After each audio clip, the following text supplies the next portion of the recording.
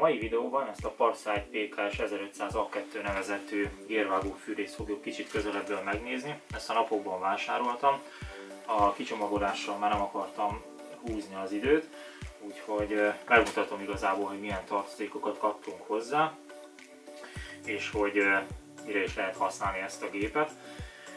Ugye ezt a Shepak nevű német cég gyártja, ami már közel 90 éve gyárt professzionális és hobbi gépeket, tehát elmondhatjuk azt, hogy elég nagy tapasztalata van ezen téren, és ugye ez Parsite néven a Lidl forgalmazza. Egyébként ha megnézzük a Shepaknak a ugyanilyen gérvágó fűrészét, akkor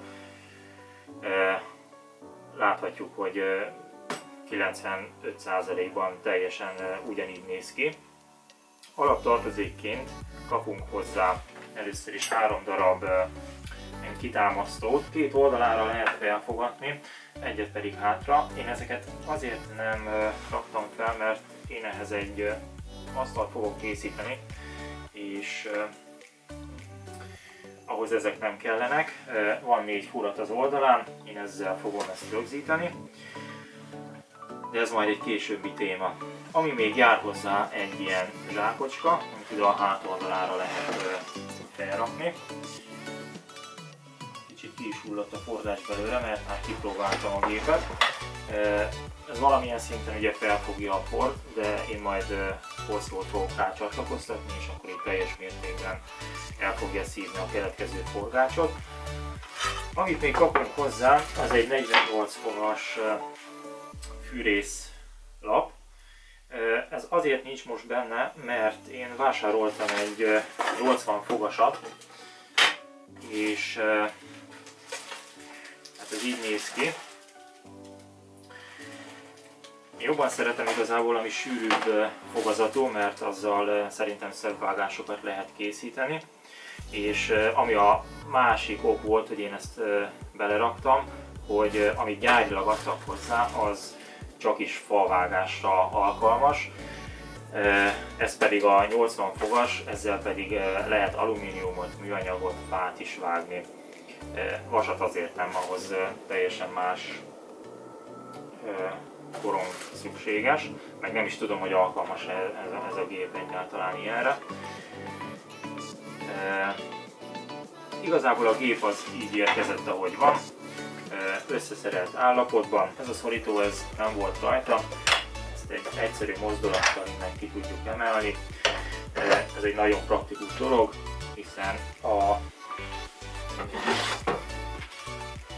anyagot, hogyha berakjuk, akkor ezzel rögtön le is tudjuk szorítani. A felső részen a fogantyúnál található egy piros kallantyú. Ez akadályozza meg azt, hogy alap esetben vagy alaphelyzetben le tudjuk nyomni a fűrészt. Ugye ez ide beleakad ebbe a védő burkolatba. Ezzel tudjuk kioldani, és így már gyönyörűen rá tudjuk korongot ereszteni a munkadarabunkra. Lehet szabályozni a dőlés szöget. Ezt ezzel tudjuk itt rögzíteni. Tehát, hogyha meg szeretnénk dönteni valamilyen fogva, akkor ezt egyszerűen kioldjuk. 0-tól 45 fokig van beskálázva, értelemszerűen ilyen szögeket tudunk vele vágni. A vágógorongot azt úgy tudjuk kicserélni benne, hogy ezt a piros kallantyút kell megnyomni.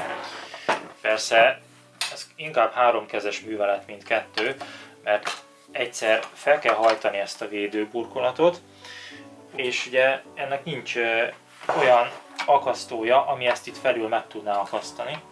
Ezért én azt csináltam, hogy ide beledugtam egy kis vasdarabot, és úgy akasztottam meg, különben mindig visszahajlott, és ugye egy kézzel nyomni kell a hátoldalán lévő kis kallantyút, a másik kézzel pedig csavarozni kell a csavart. Magát az asztalt, azt is tudjuk forgatni, ezt igazából egy erőteljesebb mozdulat segítségével a kívánt szögekbe be tudjuk állítani. Géppel elég sokféle vágást el tudunk végezni. Ugye egyszer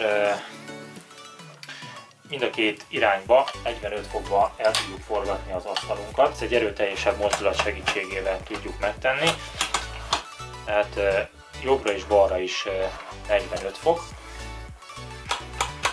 Na ugye ezért jó, hogyha ez a gép valamilyen szinten le van fogatva igazából egy asztalhoz, mert csúszik, mászik, tehát ennek mindenféleképpen kell csinálni egy valami fix helyet.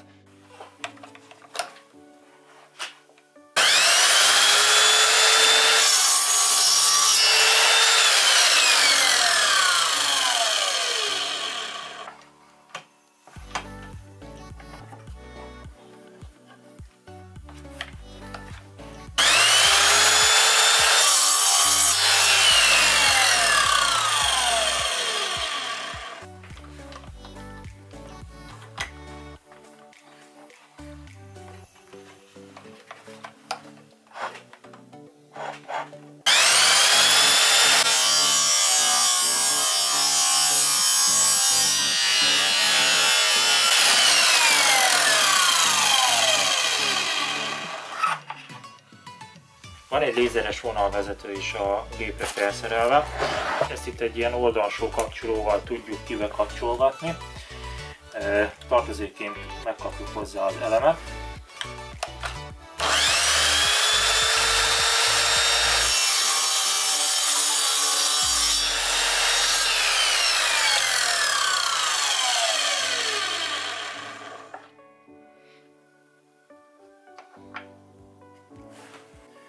Hát ennyi lett volna ennek a gépnek a bemutatása, igazából ennyit szerettem volna ezzel kapcsolatban megmutatni.